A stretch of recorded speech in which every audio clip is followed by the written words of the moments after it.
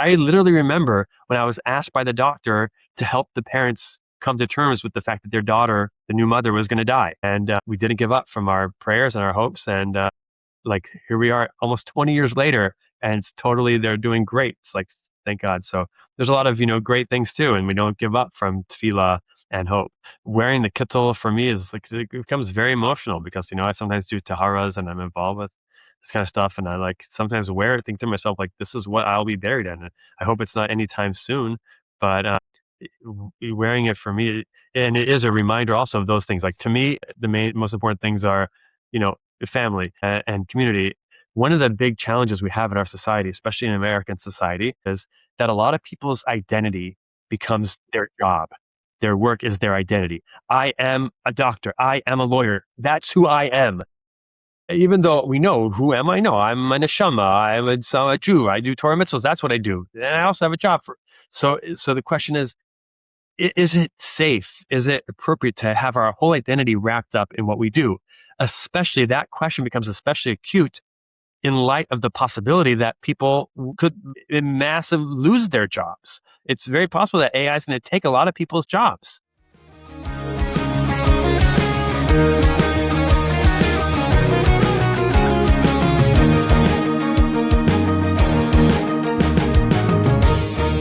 Shalom Aleichem, and welcome to Stark Tank. Stark Tank is a podcast about the challenges and opportunities of being a Ben Torah in the workforce. This week, we are joined by Rabbi Jason Weiner. Rabbi Weiner is the Senior Rabbi and Executive Director of Spiritual Care at Cedars Sinai in Los Angeles. So Rabbi Weiner, thank you so much for joining us and welcome to Stark Tank. My pleasure. Thanks for having me. Good to be here with you. We're going to talk a little bit about your role as a healthcare chaplain and what that looks like as someone who combines Torah and science and technology and ethics and relationships and all that. That'll be part one of our conversation. Part two of our conversation, we will talk about upcoming Yom Noraim and how you deal with families who are grieving or preparing for death and that whole topic. And finally, we're going to talk about a very interesting essay that you wrote about AI and then the end of work, something which is very nogea to a lot of things we talk about on this podcast. Before we jump in, a quick reminder and request to our listeners to please leave a 5-star review. It really helps us grow the show and reach new listeners. We also have a newsletter available at starktank.org where I share candid and unfiltered thoughts on life as a Ben Torah in the workforce. You can go subscribe there. So, Rabbi Weiner, maybe you can start with a little bit of personal background about yourself, where you're from, what was your upbringing, your Torah education, before we get into your career. Sure. I mean, I grew up here in Los Angeles, had a diverse upbringing. I went to college here in California at a college where, I think maybe just relevant for what you're talking about, where there was a very small Jewish community, but had two parents working in the California State University system, and you get a half off for each parent you have working there. So obviously that's a pretty good deal. And also my mother was on the committee that was founding this new college. And she told me there's going to have something very exciting at this new college. They're going to have something called email, and you should you go there because you get an email address. So that was very enticing. Unfortunately, there was a very small Jewish community, but on the other hand, it helped me because I sort of became the rabbi of my college campus, and that sort of like inspired me. The need to try to be there for others ended up inspiring me.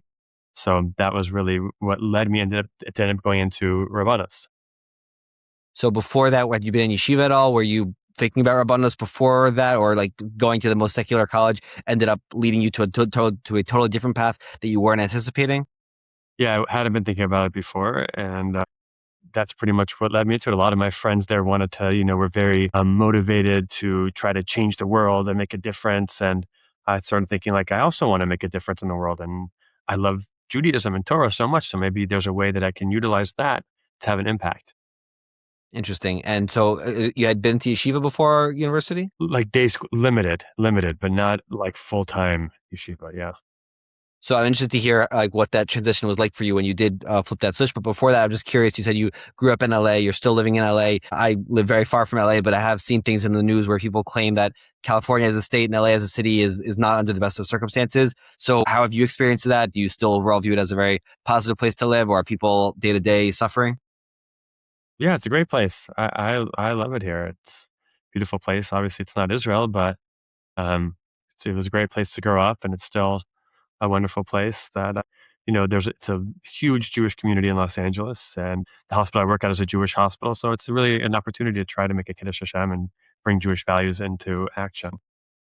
Amazing. There's a very prominent member of the LA Jewish community who moved to Florida a couple of years ago. I think he made a lot of noise about it at the time, but I'm sure everyone has their own experiences. So tell us, when you transitioned to this mindset of becoming a Rav and a leader of Jewish values or presenting Torah values. So what were some of the next steps that you took in order to make that pivot?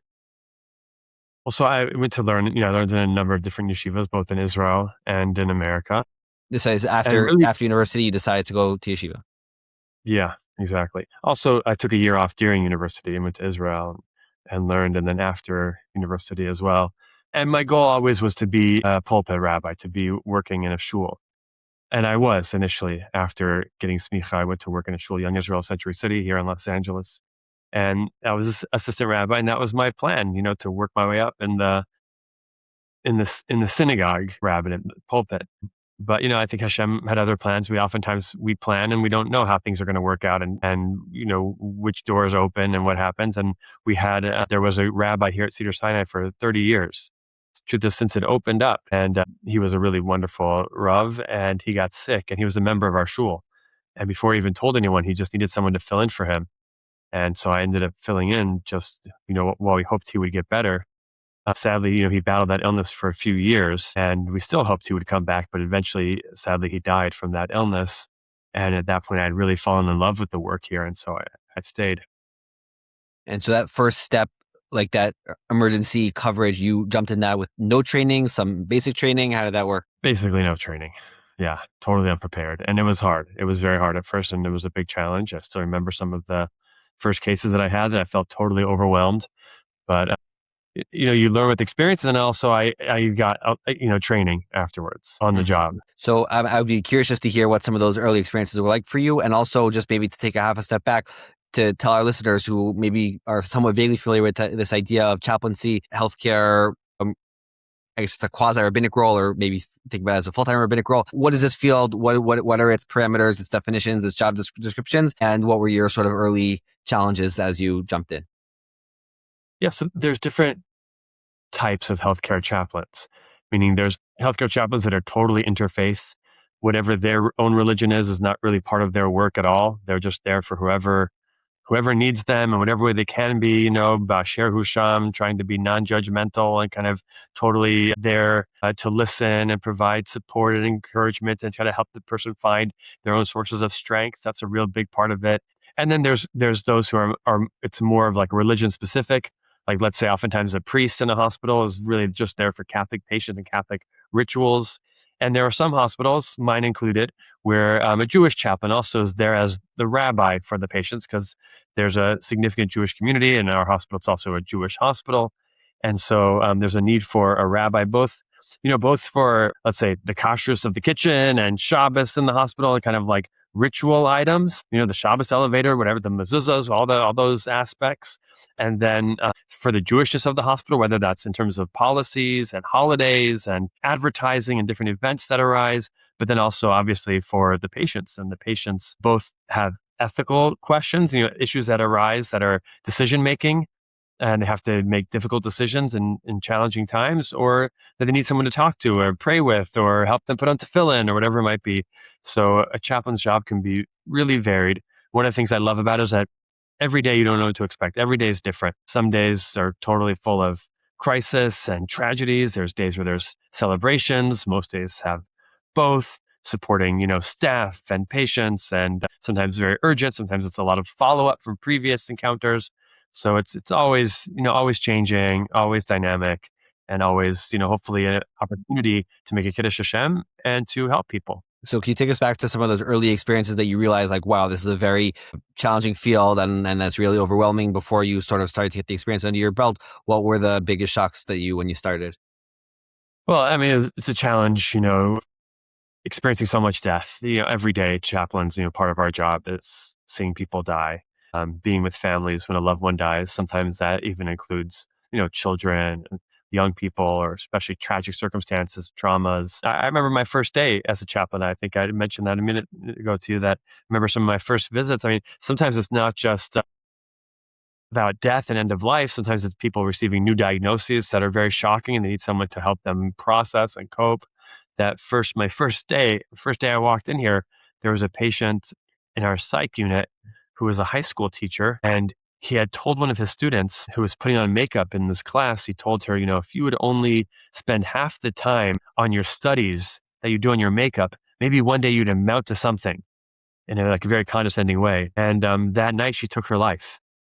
And he was in such shock and horror that maybe he contributed to that. He felt so horribly. He actually ended up in the hospital. He got sick as a result. And he called me, asking for guidance. And did I kill her? These are overwhelming questions. I mean, he felt so badly. But it's what can you really say? A lot of times, the issues that we deal with in hospitals, there's no magic words that you can say that suddenly bring someone comfort or perspective. It's a lot of it's really about being there, showing compassion, being, a good listener, helping them to articulate what's going on for them. It can be very challenging, but also, we oftentimes see improvements happening. We see people learning to cope. And so it can be really meaningful as well. That's really special. And I'm curious, based on the things that you started to describe, the various aspects of the role, I'm assuming that the comforting and the processing of the very difficult circumstances probably has something to do with maybe other departments that, social workers or psychologists that help patients and staff in that role. And then if you talk about the ethics, I'm sure there's other sort of ethicists or other people who deal with those policies. And then another aspect, you didn't go into this detail, but I'm sure if there are other faith leaders who help their constituents within the hospital. So is it sort of this interdisciplinary role where you're interacting with all these different moving parts in the hospital? How does that work? Yes, absolutely. We work as a team, and everyone kind of has their aspect of the care.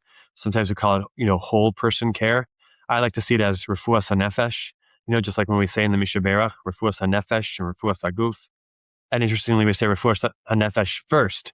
Right, that's the first thing. And so part of whole person care means a hospital is not just like a garage, like a mechanic where you're fixing a car. A person is more dynamic, more complicated, more complex and multifaceted than just a body where you're trying to fix certain body parts or organs. It's, to be a well person, a person has to achieve emotional, relational, spiritual well-being, and that's complicated. It takes multiple professionals to each provide their own unique resources and support within their own context. And are there ever I don't know, turf wars or the lines are blurred between these various fields, or I can imagine a situation where are these things clearly defined, or is it part of the challenge to figure out a way to work together, even though it's very, in these very tough, tense situations, it's not easy to clearly define a policy as to where this one's role starts and this one's role ends? They can get blurred if you're not careful. If you don't have good communication, if a person is kind of taking on too much, if a person oversteps their own boundaries, it can get blurred and it can cause tension. So it's important to have strong relationships and to have good communication, share, ask questions, not assume that one person is going to kind of do it all on their own. You're definitely right. It can be a challenge if we're not careful. Also, there can be different perspectives.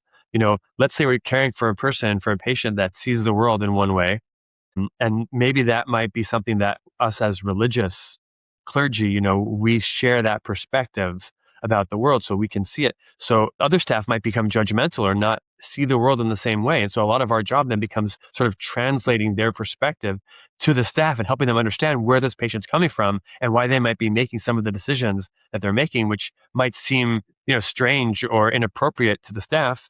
And sometimes they're totally appropriate and totally fit in. You can imagine a Jewish patient, observant patient could be engaged in things or beliefs that sound strange to some people. And sometimes they're totally appropriate and normal, and we have to help the staff see that. Sometimes they're not. Sometimes they might claim, oh, no, this is what my religion says. But someone who's coming from within the tradition is able to say, okay, this is maybe a little bit beyond the pale, and that requires different types of interventions. I want to just quickly open a short parentheses because this could be a topic of many, many podcasts, and it's really not for today. But you're very active in the field of ethics and halacha, and a lot of interesting shirim that you brought Rabbi Weiss to Cedars Sinai, and those are online. I highly recommend those shirim and call code for organizing that. It's really special to see. So maybe just briefly, can you tell us a little bit about what to you are some of the most exciting or interesting areas of medical halacha, as they relate to our current day, or as things progress with technology and AI? What are some of the most interesting, fascinating areas where the areas of technology and medicine and health and science and Torah and halacha and values are all coming together in very fascinating and interesting ways? Yeah. So how many hours do you have for me to answer that question? I mean, there's so much. That's one of the things that I love about the hospital is that, people think that all the questions are about like, can you pull the plug or DNR? Of course, those questions come up. I'm just today, probably 4 or 5 times already. And we're only at lunchtime right now, at least in LA. I mean, that is, of course, these are the common questions. But what keeps it interesting and fresh to me is all the new research and innovation that's happening that, yeah, it's not necessarily common questions that would happen at the bedside quite yet, but at the institutional public policy level, like my hospital, for example, is a research institution with, a strong academic branch that's doing all kinds of innovative, it could be somewhat controversial research, whether that relates to like CRISPR, like gene editing. This is happening. The FDA has already approved CRISPR gene editing when it comes for sickle cell anemia, and it's coming for more interventions. That is where scientists can actually go in either embryonic. What the sickle cell anemia intervention is somatic. It's for patients who are already been born, so it doesn't change their entire genome for generations to come. But what's also moving forward is, germline gene editing, where they would do this to, an early stage embryo, and they can actually change their DNA, which is incredibly scary and also incredibly exciting, because with that, you could literally cure, you could eliminate all genetic diseases, which most illnesses have a genetic component. And you could literally change them and delete them and get rid of them and bring about a world where there's no illness and suffering. Of course, it's not so simple because there's something called off-target effects where we don't actually completely understand our genome. So, for example, I mentioned sickle cell anemia, that became legal. That's legal. They can now edit people's DNA to get rid, not treat, but to cure their sickle cell anemia. However, one thing they discovered is that people who have sickle cell anemia also were immune to malaria. And it turned out, this wasn't expected, but it turned out that when they edited out the gene that caused sickle cell anemia, they also removed their ability to protect from malaria. That was apparently from the same gene. We didn't know it. So you change one thing and you lose that immunity. Like you change one thing and you don't know how you're changing their DNA in ways that some of them might not even be seen for decades. So you could do something where you eliminate a child's illness and you say, oh, look, he's totally healthy now. And then when he's 30 years old or 40 years old or 50 years old, something horrible happens and you realize, oh no, that same gene was meant to protect for certain disorders that come with aging, which is one of the concerns. And so these are horrible questions because we can save life. It's refuah, it's healing, but it's also literally playing God, right? Hanikasha derachman alamalach is the words that the Chazal use. You're literally playing God because you're deciding which genes you want, which genes you don't want. And so it's very delicate and very challenging. People who have these illnesses want them to be cured. And then at the same time, at a society level, we have to ask these questions, is that the right thing to do? That's just one example. I mean, you asked me, so I'm just trying to keep it brief. Yeah, it's fascinating. And maybe just one other that I've heard about, and I don't know how deeply you've gone into this, but I've heard that the GLP-1 drugs that are getting very, very popular now, at least in have some indications that they're going to could create a massive shift in the realms of self-control and self-discipline and how we make smart decisions, which is certainly something that, me personally, and I think many people in today's world, there's so many temptations, and whether it's what we're eating or what we're looking at and all these things. So how do you think about that potential for certain drugs to be able to have a very big influence on our self-control and what that means maybe on a hashkafic level as we, enter into Rosh Hashanah and Yom Kippur, our decisions, our bechira chavshis? Is that something that you've dived into? Right. I mean, I have, but it's a big challenge. All these questions are so complicated because if it's refuah, if it helps a person, it helps a person medically. So usually we say, we believe in v'rapo yirapeh, we believe in engaging in healthcare. There are, though you're right, in difficult hashkafic questions. We do believe that one of the defining characteristics of being a human is our bechira, that we're supposed to use uvacharta b'chaim, I think it was last week's parsha, you're supposed to choose bracha. I mean, that's what life's all about. That's what Elul, that's what Rosh Hashanah, you're right. It's all about making good decisions. And on the other hand, and you're saying, you could say taking these drugs might reduce the temptations to do the wrong thing, and it makes it less bechira. But on the other hand, we do daven every day to Hashem that lo lidei nisayon. We say, Hashem, don't bring me to tests. Don't test me. Help me make the right decision. We try to put ourselves in the right place. We don't say, I'm going to live in a neighborhood where there's all kinds of temptations and problems that could happen because I'll do more mitzvahs that way by overcoming it. we say, no, I want to try to avoid that and put myself in the right situation. I want to be smart. And so who knows, maybe like, why did Hashem create this? And why did Hashem enable us to discover it? Maybe you could easily argue that, no, Hashem wanted us to discover this. And he's waiting thousands of years for us to finally discover this so we could finally start behaving a little bit instead of, the way humans have been degenerated in so many instances throughout human history. Maybe it's just because we didn't find it yet.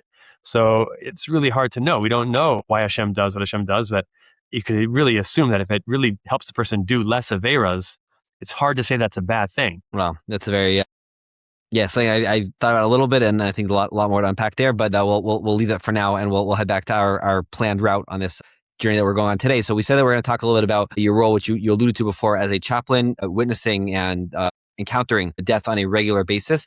So I'm wondering, we say that, to think about Yom HaMisa is one of the things that Chazal talk about as a derech hatshuva, as an effective method for tshuva. So I'm wondering if you could share a little bit about how you think about this topic as someone who deals with it every day. How for you has it impacted your life? What are some of the maybe most important stories that, besides for the one you already mentioned from your first day, that have really given you a very different perspective on life when you come into encounter with the end of life? Yeah. Definitely, I'm reminded, since you asked for stories, and this will lead me into my response. I'm reminded, talk about Shuv Yom Echad Lifnei Misascha. I remember one Sunday, on Sundays I'm on call, but I don't necessarily come to the hospital unless I get called for an emergency. I remember one Sunday I got a call from a Rav in town. He said that he had a patient, and he has a congregant who's very sick, and they called him a Kubal in Israel, and they said, what can we do? That nothing's working. This guy's dying. We're desperate. And this Makubal said to them, and apparently it's a very accepted Makubal, very chashav Makubal. He said to them, get a bracha for him from someone who's dying that day. Get a bracha from someone who's dying that day. So this rabbi calls me and says, I don't typically meet people who are dying that day, but I figure you do. You're a chaplain, you're in the hospital, and you meet people who die every day. So I'll give you the name. Can you get a bracha from someone who's dying? I said, I'll try, but it's not so easy. Usually when people are dying, they're not, you're not having a conversation with them the day they die, especially in the hospital when they're on so many machines. But I was like, okay, let me write the name down, and I'll definitely keep it in mind, and hopefully a situation will arise.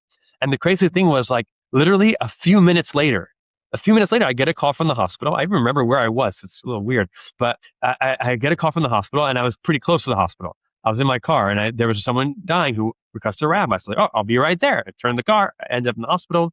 And I remember I'm by the bedside of this woman, and she was pretty sick, but she was alert. And her family asked me to come and say some blessings. They wanted to introduce me to her. And I'm sort of talking. See, she's very weak, but also you could see a feisty woman. And as she's talking to me, I see she has the numbers tattooed on her arm. She was a survivor. And, it's sad. I used to see that every day. Now it's been a few years since I've even seen it once. It's really sad.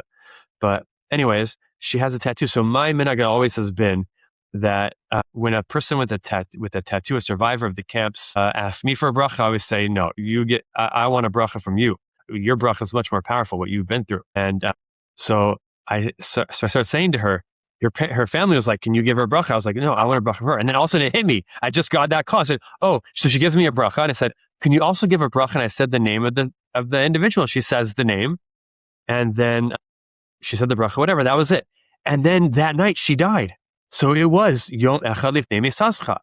And I was thinking about it afterwards. I was like, wow, it's so interesting because even though it's a makubal, I don't think it's so Kabbalistic because I saw in Pirkei Avos, that statement comes up a few places. One place is Pirkei Avos, and one of the Meforshim is the Derech Chaim on Pirkei Avos. He says there, most people say, what does it mean, repent one day before you die? It means what I think you were asking, always recognize that any day could be your last day. You never know, and therefore you should live as though it's your last day. I remember I heard one rabbi say once, you should always behave in a way and go to places and do things and say things and be involved with things that if you die that second, because it happens sometimes, sadly, you will be proud and your family will be proud of what you were doing. If you're sitting there with the Gemara and you die, your family say, oh, he died over the Gemara. But if you're doing something not so good, you should always be doing something. Anyways, the traditional understanding of that Mishnah is that we should always be cognizant of our mortality, right? That's what the Mishnah says. The student said, well, you never know when your last day is, so always treat every day. And that is something that we learn, definitely in the hospital. I've definitely learned that, to always recognize you never know how long you'll have, especially when I'm standing around young parents or children who die, and they always say things like, I wish we would have had just one more day. I wish I would have appreciated them more. I wish I would have just told them this or that. So it definitely makes you recognize the fragility of life and that we have to appreciate every moment that we have. But what I learned from this, that what the Derech Chaim says there is, he says, no, there's a special Kedusha. There's actually a special Kedusha of that last day. A person, the Zohar says that 30 days before a person dies, their neshama begins to leave already. And they're already connecting to a Kadosh Baruch Hu. So the day they die, they're already kind of like a spiritual being. They're connected to the soul, but they're already like kind of detached from the body. Sorry, I meant to say they're attached to the body, but they're still a little bit. They're attached. They're still a little bit detached, and so there is a special holiness of being with people in those moments. And sometimes, really wild things happen. I'll give you an example. You asked me for stories. So, it's a very sad story, but most of the stories are sad. I could tell you inspiring stories too, if you want. But I remember there was a woman on bed rest. She had a very high risk pregnancy. And they would ask me to bring them things for Shabbos on Fridays and sometimes to daven with them and for Dvar Torah. So I got to know this couple over the months that they were here in the hospital. And then one day I get a call. Okay, today's the day. We're being rushed in. It's still a couple months early. We're having the baby today. Can you come pray with us before the surgery? So I ran up. They literally waited for me. It was right then happening. And as they're about to be wheeled into the surgery, I gave them a bracha. And then I said, you say a prayer. You're also allowed to pray. We don't believe that rabbis don't have all the, connection to Kadosh Baruch Hu. So I said, now you say your prayer. So the husband gave her a blessing. And then the patient she just said one statement. She said, God, please comfort my husband and don't let my baby be alone. And then she went into the surgery, which to me, I even noticed it because I was like, what was that prayer? It was so interesting. And then we all said, okay, well, hope the husband even said to me after, okay, hopefully we'll have good news soon and we're going to celebrate and Rabbi, we'll make a l'chaim later. So, but I was really surprised by the prayer that she said. And later that day, actually, we heard later that day that there was complications. So we went to our shul, the chapel in the hospital, and we were saying Tehillim, and we said Mishaberach. And then I get a text from the doctor saying, please help prepare the family. They're about to get really bad news. So it turned out while we're praying, all of a sudden you say, just have Misha Berach. All of a sudden we have to I take them up. We find out that shockingly she died in the surgery and the baby died. And the crazy thing is they were buried together. The baby and the mother were buried together. And then I remembered because her mother said to me at the Shiva, two things happened there. First, the father said to me, Rabbi, look, your prayers didn't work, which was a very painful thing to experience and to deal with because we were praying, we were saying Misha Berach, and then she died. And then the mother said to me, when you prayed with her, what did she say to you? Because whatever she said, those were her last words. And that's when I remembered what she said was, comfort my husband and don't let my baby be alone, which was kind of a nevuah. It's a little bit spooky, but this is sometimes things that sometimes happen in the hospital where it's I could tell you a lot of stories about that, but I'm sure I don't have time, but really hard to explain things that happen around people's deaths. So I guess one of the things that I'm thinking about as I hear these very special moments, and I appreciate you sharing them, is the fact that, sometimes people say, if you were going to die tomorrow, would you really be spending so much time in your work, in your office, one more spreadsheet and one more report and all these things? It's it's a classic trope. And I guess there's some level of truth to it on the one hand. On the other hand, we do need to live our lives. We need to make a parnasa. So do you have any recommendations for how to find the right balance between, on the one hand, not living a life that we're going to look back on our deathbed and actually regret, but also knowing that life has responsibilities and it's not all spending time at the park with the kids. There is a balance there. So I'm wondering what perspectives you have based on all of your experiences. Well, it's about what do we prioritize? You're right. Life's not all spending time at the park with the kids, but the reality is that's much more important than almost anything else that we do. And we have to remind ourselves. There's a crazy Abarbanel about when he talks about Shemitah, where he says, why are so many things in Torah sevens? So many sevens. So he says there, that's because it's referring, the Shemitah cycle and the weekly cycle, 7 weeks and the weekly cycle of Shabbos. And he goes and lists so many different sevens in Torah. And he says, it's based on David HaMelech when he said that the average life is Shivim Shana, 70 years. If you're lucky, you get 80. But he says the Torah wants to constantly, so many mitzvahs are supposed to remind us constantly about the day of our death. And I can tell you how many times I sat at a funeral listening to eulogies. And then I think to myself, you know what? I was supposed to go out tonight to this meeting or that meeting. I'm going to cancel it and do something with my kids and just surprise them and take them to someone, because it's just like what really matters is family, is meaning, is community, Torah. We have to constantly remind ourselves, because you're totally right. People don't on the deathbed. I said vidui with countless people. No one says, "I wish I would have spent more time in the office." No one. The eulogies are not about, "Oh, this person was such a great business person." Whatever. It's about their integrity to their family, being a good parent, brother, spouse, sister, whatever, child, but family, meaningful endeavors, helping community. That's what really matters, and we have to constantly remind ourselves and prioritize appropriately. I'm wondering for you how this affects your Yom Noraim. It's something you are dealing with on a day-to-day basis, how something you're doing professionally, which also adds a bit of a different bent to your perspective and approaches. Though obviously, it's always very, very strong and emotional as you're describing. But is it something that causes you to have more of this constant awareness of the fragility of life and the importance as we're talking about, or even during the Yom Noraim for you, it allows you to even focus deeper and better the tefillos that we say, any ones that are particularly affected based on what you're doing 365 days a year? Yeah, for sure. I mean, miyamos, wearing the kittel for me is like, it becomes very emotional because, I sometimes do taharas and I'm involved with this kind of stuff. And I sometimes wear it, think to myself, like, this is what I'll be buried in. I hope it's not anytime soon, but wearing it for me, and it is a reminder also of those things. Like to me, the most important things are, family and community. And so to me, it's constantly, when I daven and Yom Noraim wearing my kittel, I totally reflect on these issues, and it could be morbid if we think about it too much. But if it inspires us to be the best version of ourselves and to do better, then I think it's very, very helpful. It's really, really special to hear that from you. And I do want to transition to sort of the last topic, but maybe is there anything else that you want to share, the other stories, inspiring stories that for the listeners who are helping to prepare for Yom Noraim and that you think that we maybe should mention before we move forward? Gosh. Just today, it's amazing. Just today, someone called me who they're taking their child off to college. Child, now they're 19-year-old, and it was such a moving experience to hear that, because I literally remembered. I told you so many stories already of people who have died, but I remember when the mother was born, she had a very complicated birth, and she actually ended up in the ICU, as did the baby in the NICU, and they were both not expected to make it. I remember praying with the parents. I remember how intensely they prayed, and then gradually the baby recovered. And then we kept on praying. We basically thought that this baby was going to grow up without a mother. And then after weeks and weeks, the mother recovered, and they're doing great. And I hadn't spoken to them in a while. They just told me today, this is 19 years ago, that he's doing great and he's going off to college and he's totally normal, great health. And just like, wow. Sometimes there's really sad stories, but like, wow, you see things that, like, I literally remember when I was asked by the doctor to help the parents come to terms with the fact that their daughter, the new mother, was going to die. And we didn't give up from our prayers and our hopes. And here we are almost 20 years later, and they're doing great. It's like, thank God. So there's a lot of, great things too. And we don't give up from tefillah and hope.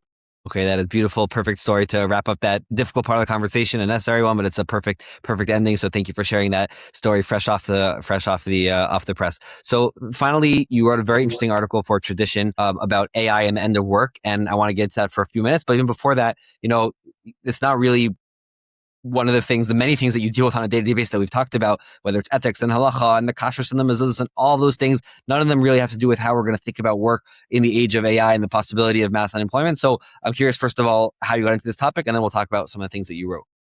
Yeah, I mean, AI is, everyone knows it's a major issue right now, but in the hospital, the hospital is really, especially the hospital I work for, is really diving full speed ahead into integrating AI into clinical practice. And so as someone who is interested in dealing with issues of, bioethics and trying to figure out what's the right thing to do and halacha, I certainly became interested in that as well. And so as I'm exploring AI and medicine, start to realize that there's a lot of other issues with AI that's going to impact all of us. And the reality is it's hard to know if we can do anything about it. I mean, we don't give up. We try to advocate and hope things will be done in the best way possible. But I don't know that we have a lot of power over the companies in Silicon Valley. I remember I once gave a presentation at a conference we had here to a secular audience. And at the presentation, I was talking about the limits we should have on some of these interventions. And one woman raises her hand and she says, I have a lab in Silicon Valley and I have a lab in the Cayman Islands. And I also have a private jet. And if you limit what I want to do too much, then I'll just take my private jet and take it all to the Cayman Islands, do whatever I want. So we're limited in how much we can stop. We can try our best to make good arguments. But what we can do is influence how we react to these interventions, right? I can't stop Silicon Valley from creating very dangerous and impactful AI that might make a massive change in society, but I can work on how me and hopefully my community will adjust and appropriately utilize these technologies. So that's how I got more to even one kind of broader areas of AI that are not only related to medicine. So specifically with regards to work, which is, the topic of this podcast, the Hashkafa, the Torah's values that is expressed in the world of work, what are some of the important ones that you talked about in the article and that we should be thinking about as we consider the possibility that work might look drastically different, or maybe, distinguish between income and work might look drastically different in the coming years? Obviously, no one knows exactly what it's going to look like, but there's certainly a very realistic possibility that is, coming very soon. So what are some of the important Torah ideas that you think should be considered in this conversation? Yeah, I mean, my main point in that regard is that, this is the truth is, and you did a great job of asking questions because it is totally along the lines of what we've been talking about. One of the big challenges we have in our society, especially in American society, maybe broader than that, but one challenge is that a lot of people's identity becomes their job. Their work is their identity. I am a doctor. I am a lawyer. That's who I am. Even though we know, who am I? No, I'm a neshama. I'm a Jew. I do Torah mitzvahs. That's what I do. And I also have a job for. So the question is it safe? Is it appropriate to have our whole identity wrapped up in what we do? Especially that question becomes especially acute in light of the possibility that people could in massive lose their jobs. It's very possible that AI is going to take a lot of people's jobs, and that's a big risk. And we should be preparing ourselves, inoculating ourselves. And one of the things is, if my entire identity is my parnasa, then I am going to be in big trouble if AI takes my parnasa away. But if my identity is broader than that, and I say, I want work is a value in Judaism. Ohev eshamalacha. The Chazal say you should love work. Judaism believes in work. We're supposed to make a difference. Yishuv ha'olam. We're supposed to be doing things. But does it all mean that I have to be working for a salary because I have my job? Or could that be work in learning Torah, work in improving myself? The Rambam, the Sefer Chinuch, they write about how, tshuva and being, devekus in Hashem is about perfecting our own midos, perfecting ourselves. That's hard work. It's hard work to really learn Torah on a high level. It's hard work to develop relationships. Maybe some of that work we should be channeling towards meaningful things and not just our jobs. And so that's my concern. That's as I see the possibility that many people might lose their jobs or not get jobs in the first place. It could go in a very scary way where it leads to social upheaval, which has happened in the past, and people become, jealous or angry because of the lack of employment, and it leads to violence and theft and, rioting, or it can be, I have more time now to engage in meaningful pursuits and become a better person and a better Jew and a bigger Talmid Chacham. And that's a great bracha. So I'm part of my argument is we have to start thinking about this now because AI is revolutionizing the world. It's a revolution right now. It's happening, and it's happening very quickly, faster than we can adjust to unless we really are proactive in how we anticipate and engage in a rapidly changing world. Right. I guess to me, I think about these two scenes in my mind. One is the Rambam's description of the end of days, where he says it's not going to be something supernatural. It's just going to be a place where everyone is really calm and economically stable and not jealous and able to focus on spirituality. That's one vision, which I could see coming very soon. There's the other vision, which is found in Midrashim, but I prefer to quote the movie Wall-E, where you see this society where everyone is just so alive but not really alive. They're practically functionally dead because of the advance of technology. So, I could see that those are two possible visions that could end up coming. So I guess what's your take on how we do our hishtadlus to try to lead towards path A and avoid path B for ourselves, our families, our communities, and even the whole world is something we should be worried about, right? I mean, as I was saying, I think we should advocate for the entire world, obviously, to go in a more productive and beneficial way. And as far as I know, I don't know that there's any human beings that are selfish or cruel or lie or cheat. I don't know that there's any human beings that do that, but I've heard that there are, and there's a rumor that I heard, and so there's a risk that there could be people that there could be that world that you described. But I think more likely is that there will be a mix. There's some people that really struggle and suffer as a result of these changes, and there will be others who thrive. And if we want to be people who thrive and adjust appropriately, we have to prepare ourselves and think about, what really matters and what are my real goals and what do I want to achieve and how to, because work, by the way, batala mevi lidei shiamum, right? That's one of the things Chazal say in a few places. Batala, not having a job, not having work, actually is one of the things that oftentimes leads to that corrupt and inappropriate behavior. But what I'm trying to argue is that we should still work, even if we don't have a job. So we don't have batala, we work, but maybe that work is channeled in a different way. Yeah, it's not work like a profession, it's work in terms of working on myself and on my family, my community, because pure batala, oftentimes the rabbis were worried, pure batala, pure doing nothing, having nothing to do, no goals, no ambition, it usually does not lead in a positive. It's very interesting, and it reminds me, I think I once saw somewhere that, Adam Rishon was put in Gan Eden la'avda u'l'shama, to work it. The other hand, the Gemara in Sanhedrin says that he had these crew of angels who were taking care of each and every need. So how those two things work together? So I think it was the Torah or maybe someone else who said basically, yeah, he worked to take care and to tend and to be grateful and to have responsibility towards the garden that he lived in, but not because he needed it as a parnasa, which is sort of the vision that you are describing. So it's very interesting how you share that. So we usually end off with a rapid fire round, 3 short questions, 3 hopefully short answers. Before that, is there any resources that you want to share that about your work, the Torah, your writing and stuff like that? Where can people find you, follow your work before we go to our rapid fire? Sure. I have a website, rabbiweiner.com. My articles are available there. I have a lot of shiurim up on YU Torah and, try to post sometimes interesting things on LinkedIn or on Instagram, rabbi_JW. And so hopefully people can be in touch that way and engage in some of these issues with me. Okay, very beautiful. So in the summer, we have nice long Shabbat afternoons. What do you like to do at that time? Shabbat afternoons, yeah, I like to read. That's when I get some good reading and learning done. I try sometimes to also play games with my kids, I go for walks, things like that. Also, that's a great Shabbos learning is incomparable. And do you have a favorite sefer that talks about medical ethics, medical halacha, that whole entire intersection between the Torah values and the medical sciences? I'm sure there are a lot of great ones out there, but is there a favorite one that you find most important, most helpful, or most brilliant? If I had to choose one, I'd choose Rabbi Dr. Steinberg, Avram Steinberg's Harafua Kehalacha. Anything about Okay, Rabbi and Steinberg. finally, if you were forced to leave your job, find some new job, new industry, maybe something you dreamed of doing as a kid, what would that be? When I was a kid, I always wanted to be a city planner.